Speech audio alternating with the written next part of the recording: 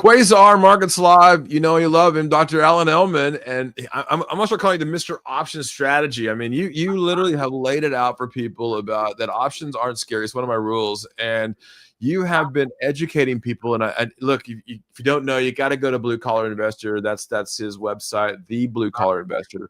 But we're going to go a pretty cool one today and explaining why options aren't always good for longer term. It's not really the long term thing, all right? So I'm going to let you take it over here, Alan. But how are you, man?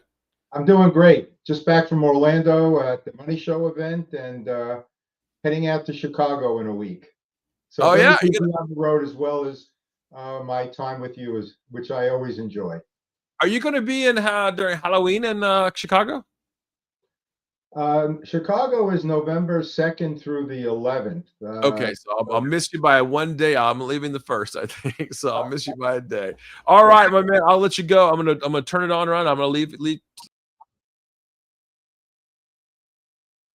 Okay, Steve. Today we're going to talk about the shiny object, longer dated options, because that attracts a lot of options investors. You know, I could make way more money selling a longer dated option. But actually, these longer dated options have several disadvantages to them, starting with lower annualized returns. Now, I'm going to explain this whole theory with using the square root of time rule. And I'll show you how that works both with a hypothetical example and then moving forward with a real life example with Apple Computer. Next slide, Steve. Okay, let's set up a hypothetical first. Let's say we sell 4 contracts of a 1-month expiration covered call contract for the $100 strike, and it generates $1,000 in premium. So $250 per contract, $2.50 per share. Now that sounds pretty good, right? But what about if we took a look at the 6-month expiration, same 4 contracts, same $100 strike? Well, there we might see a premium of $2,500. Well, doesn't that seem like a no-brainer to get $2,500 up front? Ladies and gentlemen, that is the shiny object we must ignore. So again, before you say, yeah, that's great, or no, it's not, let's take a look at the square root of time rule, and then we'll apply it to a real life example with Apple Computer. Next slide. All right, so what exactly is this square root of time rule? Well, it states that an option's price, and of course its volatility as well, is roughly proportional to the square root of its time to expiration. Let's set up a hypothetical here. Let's say we sell an at-the-money option with 4 times the time to expiration compared to another. Now that will generally only double the price, not give 4 times the price. In other words, if it's 4 times the 1 month, we take the square root of 4, and that's 2, so we'll only double the price. So in order to compare apples to apples with the shorter dated versus the longer dated option, we must annualize our returns so that all choices are on the same playing field. So when evaluating initial returns, calculate the annualized returns and ignore the shiny object, the dollar amount of the premium. Now, Steve, over the last year or so that we've been having these discussions, I've been showing you and your members the BCI Trade Management Calculator. That does all the heavy lifting regarding the mathematics of these trades, and will also in this discussion. So let's now move on to the next slide, and let's show you a real life example with one of our favorite stocks, Apple Computer on the NASDAQ AAPL. So on October 1st of this year, Apple was trading at $256.23.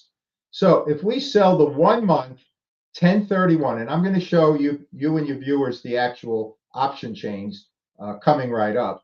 The 260 1-month expiration had a bid price of $6.50. Now, on that same date, if we go out 3.5 months to the January 16th, 2026, same strike, 260 call, okay, That had a bid price of $13.05, $1,305 per contract sold. So using that square root of time rule, the square root of 3.5 is 3.5 times the time to expiration, we would expect a premium, let's go back one slide, of 1.87 times the monthly, 650. Well, that computes out to 1216, which is darn close to the 1305 that you're going to see in the next slide, which we can go to now. So here you could see what I did was I piggybacked the two option chains. So on the top one is the 1 month expiration expiring October 31st, and it was taken on October 1st. So 1 month out, you could see the 260 strike highlighted in the brown row on the top had a bid price of $6.50. Now on the bottom, the shiny object was the January 16th, 2026, three and a half months out, same 260 strike.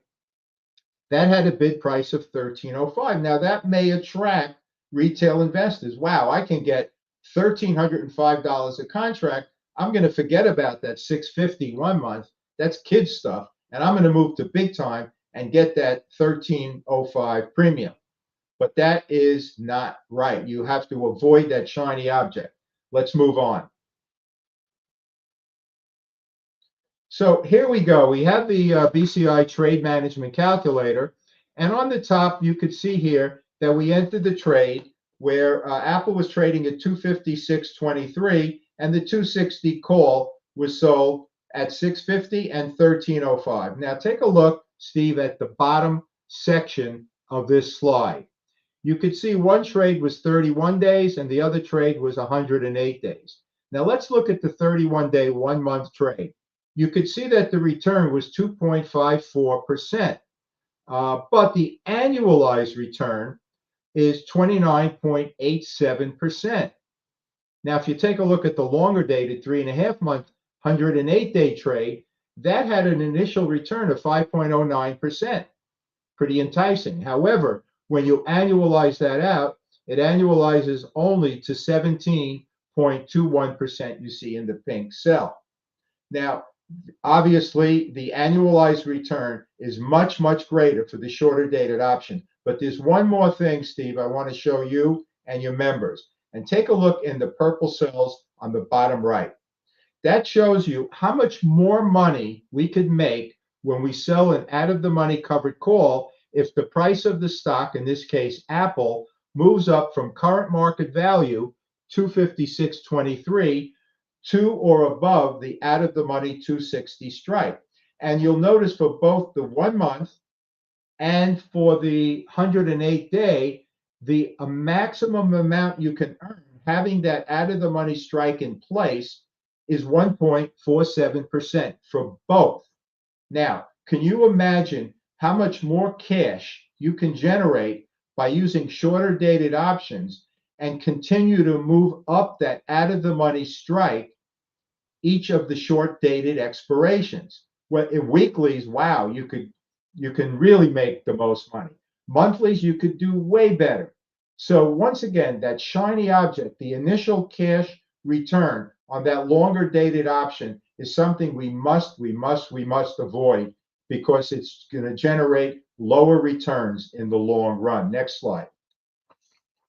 Let's summarize now, Steve. The square root of time rule is very instructive in that it demonstrates that shorter dated options will return greater annualized returns compared to the longer dated options. In addition to that, I pointed out for you in the last slide that you can generate so much more cash by raising the out-of-the-money call strike using the shorter dated options. I mean, it will have just a major impact on your total returns in the long run. So, as I say in the second bullet, put on your sunglasses and avoid those shiny objects and avoid those higher premium dollar amounts. It's all about annualization. Steve, I think that does it. Yeah, and I love this. You know, I think a lot of times people like go look at long dated calls and long dated options, and they go, "This is what I'm going to do. It's going to play the game," and they forget the strategy behind it. So I appreciate this, Dr. Ellman. We will see you right back here next week, my man. Look forward to it, Steve. Thank you.